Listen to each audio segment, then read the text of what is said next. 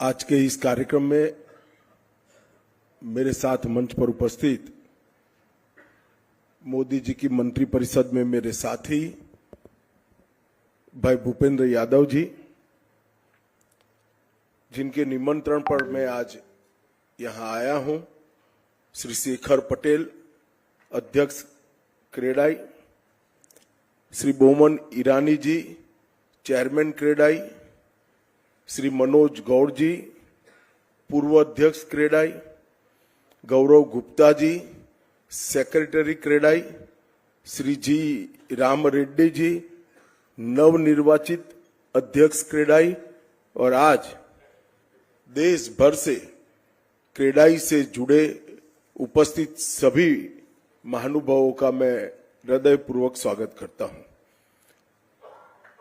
मुझे जब बुलाया गया मैं समझ नहीं पाया कि क्रेडाई वाले गृह मंत्री को क्यों बुलाते हैं, क्योंकि एक प्रकार से मेरे पास जो मंत्रालय है उसका कोई बहुत लेना देना आप लोगों के काम से नहीं है। मगर शेखर जी ने जब कहा कि एक बहुत बड़ा वन हम लोग बना रहे हैं और 9000 एकड़ की भूमि में बना रहे हैं, तब मुझे लगा कि जाना भी चाहिए और बात भी करना चाहिए। आज के इस कार्यक्रम में लीडिंग रियल एस्टेट डेवलपर्स भी हैं, एफिलेटेड इंडस्ट्रीज के सभी लोग भी हैं, बैंकर्स, फाइनेंशियल इंस्टीट्यूशंस और कई सारे सीधे और प्रत्यक्ष रूप से इस व्यवसाय से जुड़े हुए लोग हैं। मित्रों, माननीय प्रधानमंत्री जी ने हमारे सामने एक लक्ष्य रखा है कि 2047 तक जब भारत अपनी आजादी की शताब्दी मनाता हो, तब हम एक ऐसे भारत की रचना करें जो हर क्षेत्र के अंदर विश्व में सर्वप्रथम हो और $5 ट्रिलियन इकोनॉमी के एक बेंचमार्क पर पहुंचकर वहीं से एक लंबी छलांग लगाने का भी लक्ष्य हमारे सामने रखा है। और हम पीछे मुड़कर देखते हैं तो पिछले 11 साल में नेक्स्ट जनरेशन इंफ्रास्ट्रक्चर के लिए ढेर सारा काम हुआ और बहुत अच्छे परिणाम भी मिले हैं। नेशनल इंफ्रास्ट्रक्चर पाइपलाइन, इसका कंसेप्ट हम लेकर आए। मैं थोड़ा डिटेल बात करूं तो भारतमाला, सागरमाला, पर्वतमाला, गति शक्ति मास्टर प्लान, कई प्रकार के नए इनिशिएटिव ने हमारे अर्बन डेवलपमेंट को और इंफ्रास्ट्रक्चर को न केवल स्ट्रक्चर करा, दुनिया के सबसे अच्छे इंफ्रास्ट्रक्चर रखने वाले देशों के नजदीक जाने के लिए एक रोड मैप बनाने का काम किया है। और ये 11 साल में इंफ्रास्ट्रक्चर डेवलपमेंट और अर्बन डेवलपमेंट, इसमें कई सारे इनिशिएटिव भी लिए गए हैं, पॉलिसीज भी बनाई गई हैं, रूल्स एंड रेगुलेशन में सरलता भी लाई गई है और एक संवाद कर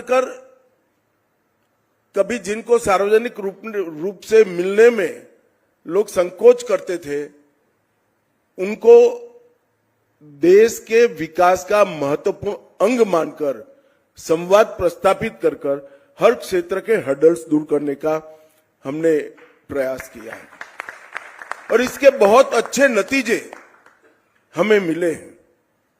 आज यहां पर डेवलपर्स, पॉलिसी मेकर्स, इंडस्ट्री के विशेषज्ञ, कई सारे लोग उपस्थित हैं। मैं बाद में डिटेल बात करूंगा, मगर सबसे पहले मैं क्रेडाई को बहुत बहुत अभिनंदन और साधुवाद देना चाहता हूं कि आपने 20 लाख पौधे लगाकर 25 गांवों की 9,000 एकड़ बंजर भूमि को फिर से हरा भरा करने का काम किया है। और यह वो क्षेत्र है जहां से हमारी कई पवित्र नदियां निकलती है। कुंभ स्थान का रख रखाव भी यहीं से निकली हुई नदियां करती है। और एक प्रकार से पूरे दक्षिण भारत में जो पानी का स्रोत माना जाता है, वो सह्याद्री के एक बड़े हिस्से को आपने हरा भरा करने का काम किया है। मगर मैं इतना जरूर कहना चाहता हूं कि हम जब भी किसी भी कोई भी डेवलपर किसी भी अपने यूनिट को डिजाइन करे, तब इसके लिए थोड़ा ग्रीन एरिया जरूर दिमाग में रखकर डिजाइन करें। इसके लिए कोई आपकी प्रॉफिटेबिलिटी इफेक्टेड नहीं होगी, क्योंकि आपको कुछ जगह तो छोड़नी ही छोड़नी है। मेरा आग्रह इतना है कि स्ट्रक्चर वहां पर पौधे लगाने की हम व्यवस्था कर लें। हम जिस जगह को डेवलप, तो अगर रेगुलेशन फर्स्ट दृष्टि में प्रथम दृष्टि या ठीक नहीं लगते हैं, तो इसका विरोध करने की जगह संवाद करना चाहिए। ये कोई अंतिम चीज नहीं होती है, बदलाव होते हैं।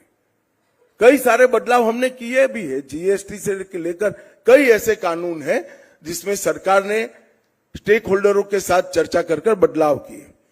मगर एक रेरा सुधार इस क्षेत्र में एक स्ट्रक्चरल ब्रेक थ्रू था, ऐसा आज पूरी दुनिया मान रही है। होम बायर्स के हितों की रक्षा, निष्पक्ष लेन देन और गुणवत्ता युक्त निर्माण ये सुनिश्चित करने की दिशा में रेरा ने इस देश में बहुत अच्छा काम किया है। और मित्रों, आज 35 राज्य और यूटी ने इसको एक्सेप्ट किया है।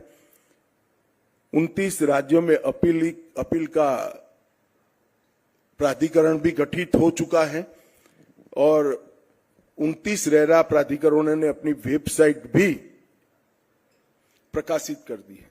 1,55,000 रियल एस्टेट परियोजनाएं रेरा के अंतर्गत रजिस्टर हैं और लगभग 1,10,000 डेवलपर्स इसके अंदर रजिस्टर हुए हैं। और आपके भी अनुभव में आता होगा, हम तो पब्लिक के जनता के बीच में रहते हैं, जब किसी भी स्कीम पर रेरा अप्रूव या रेरा रजिस्टर का बोर्ड होता है तो उसको बुकिंग करने में जरा भी देर नहीं लगती है, डर भी नहीं लगता है। और मैं मानता हूं ये बहुत बड़ी बात है, इससे हमें बहुत फायदा किया है। सरकार ने जीएसटी के लिए सबसे ज्यादा अगर कोई एक सेक्टर को फायदा कराया है तो वो आपका फैक्टर। आप लोग सहमत नहीं होंगे, मगर मैं धीरे धीरे बताता हूं आपको। और ये इसलिए करा है कि आप सामान्य मानवी के रहने की सुविधा का, इसकी आकांक्षा का, इसके स्वप्न की परिपूर्ति करती है। अफोर्डेबल हाउसिंग पर हमने जीएसटी को 8% से 1% पर कर दिया, 1% कर दिया। आवास परियोजनाओं में 12 से घटाकर 5 कर दिया। सीमेंट जो आपका बहुत महत्वपूर्ण घटक होता है, उस पर 28% से 18% करेगा। संगमरमर, ग्रेनाइट, रेत, चूना, ईंट 12 से 5%। बांस, फ्लोरिंग, लकड़ी के उत्पादों पर 12 से 5%। और कुल मिलाकर मैंने किसी को काम दिया था, आज सुबह ही मुझे देकर गया कि एक बिल्डिंग बनती है तो लगभग ये नए सुधारों से ही 5 से 7% की कमी की संभावनाएं बन गई हैं। अब मित्रों, ये काम जो किया है वो आपको लोगों को सुविधा देने के लिए ज्यादा स्पेस देता है। हमने इस सेक्टर के डेवलपमेंट के लिए निर्माण परियोजना में 100% FDI ऑटोमेटिक रूट से भी परमिशन दिया है। और national urban housing fund EBR लगभग 60,000 करोड़ रुपए का हमने जारी किया है, क्योंकि सरकार समझती है कि इस सेक्टर का महत्व क्या है और इस सेक्टर के माध्यम से ही हर व्यक्ति को अपना एक घर हो, ये स्वप्न और ये वादा जो नरेंद्र मोदी जी का है वो हम पूर्ण कर सकते हैं। क्या हम क्रेडाई के माध्यम से इतना कर सकते हैं कि बड़ी योजना बनाने वाले कितने भी बड़े स्तर के डेवलपर क्यों न हो, साथ में एक लो कॉस्ट हाउसिंग बनाना शुरू करें। और अगर इसको हम अपने सेक्टर की एक रिक्वायरमेंट के रूप में लेते हैं तो आने वाले दिनों में एक चमत्कारिक परिवर्तन आएगा। जो किराए पर रहता है, ये छोटा सा अपना घर लेते ही जब थोड़ा ज्यादा पैसे बचा लेगा, वो बड़े घर की ओर जरूर जाने वाला है।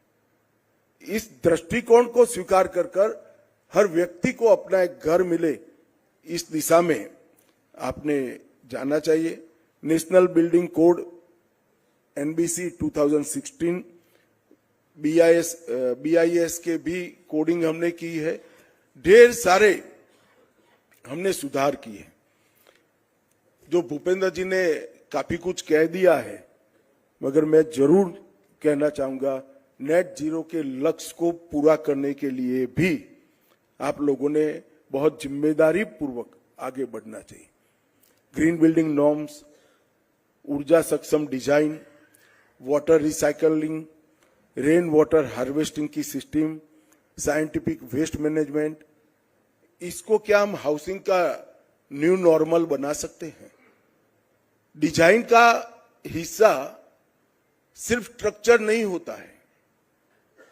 आप रहने वाले की सेफ्टी को कैलकुलेट करने के लिए कितना लोहा चाहिए, कितना सीमेंट चाहिए, ये सब तो गिनते हैं, मगर उसकी अच्छी लाइफ के लिए ग्रीन बिल्डिंग नॉर्म्स, ऊर्जा सक्षम design, water recycling, rain water harvesting और साइंटिफिक वेस्ट मैनेजमेंट, ये सबको क्या अपने डिजाइन का हिस्सा बना सकते हैं। और कोई ज्यादा कॉस्ट बहुत ज्यादा नहीं आती है। इस पर कई लोगों ने काम भी किया है और कॉस्ट थोड़ी बहुत बढ़ेगी भी तो आपकी डिजाइन को देखकर इसको लेने वालों की संख्या भी बहुत बढ़ेगी। मित्रों, आने वाले दिनों में हमें लैंड मार्केट को अधिक पारदर्शी बनाना पड़ेगा। सरहब शहर अब लैंड बैंकिंग और सट्टात्मक होल्डिंग से बाहर आना पड़ेगा। मैं तो चाहता हूं कि सभी लोग तय कर ही करें, तो सरकार को कोई रेगुलेशंस लाने की जरूरत ही न पड़े। जो चीज अपने आप ही रेगुलेट हो जाती है, इसमें क्यों रेगुलेशन लाना। हमने आने वाले दिनों में अपनी विश्वसनीयता को और बढ़ाने के लिए आगे बढ़ना चाहिए। बहुत बड़ी मजल इस क्षेत्र ने काटी है और भी हम आगे बढ़ेंगे, ऐसा मुझे विश्वास है। सरकार ने भी अर्बन डेवलपमेंट के लिए मेट्रो ट्रेन से लेकर फ्लाई ओवर्स के जाले बुनने से लेकर रोड्स बनाने से लेकर इको फ्रेंडली इलेक्ट्रिसिटी प्रोडक्शन से लेकर कई सारे ऐसे काम किए हैं जो सीधे आपके क्षेत्र के फायदे में नहीं दिखते हैं, मगर शहर को रहने जैसा बनाने के लिए बहुत जरूरी है। और आप आजकल के किसी भी सिटी के डेवलपमेंट को देखेंगे तो इसमें सारी चीजें जो मैंने गिनाई वो जरूर आपको दिखाई पड़ेगी। वो अंततोगत्वा आप सबके बिजनेस के लिए एक अच्छा एनवायरनमेंट बनाते। कोई भी शहर अगर रहने लायक बनता है तो आपके बिजनेस को इससे फायदा ही फायदा है। भारत सरकार मोदी जी के नेतृत्व में अर्बन डेवलपमेंट के क्षेत्र में बहुत विजन के साथ आगे बढ़ रही है और विजन का बहुत बड़ा हिस्सा एक रिस्पॉन्सिबल डेवलपर है जो आप हो। तो हम सब भी क्रेडाई और ऐसे संगठनों के माध्यम से छोटे छोटे समूहों में एकत्रित आकर रिस्पॉन्सिबल डेवलपर बनने की दिशा में हम सब आगे बढ़े। आप लोगों ने आज मुझे और भूपेंद्र जी को यहाँ बुलाया, आप लोगों से बात करने का मौका दिया, इसलिए बहुत बहुत धन्यवाद। और फिर से एक बार ये फॉरेस्टेशन के लिए आप लोगों को बहुत बहुत बधाई और शुभकामनाएं।